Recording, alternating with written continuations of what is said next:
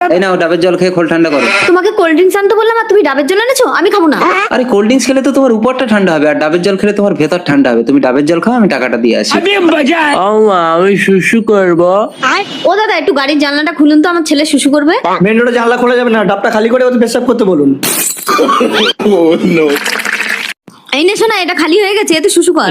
এটা করবো, দাও। এ নাও, এটা ফেলে দাও, এটাও ফেলে দাও। আশ্চর্য, ডাবের জলটা খেলে না? ঠিক আছে, আমি খেয়ে নিচ্ছি। আরে আরে ও দাদা, ডাবের জল এত নোনা লাগছে কেন? মনে হয় ডাবওয়ালা ডাব কেটে বিট লবণ দিয়েছে। হোক, খেয়ে নে। বাবা কি গন্ধ!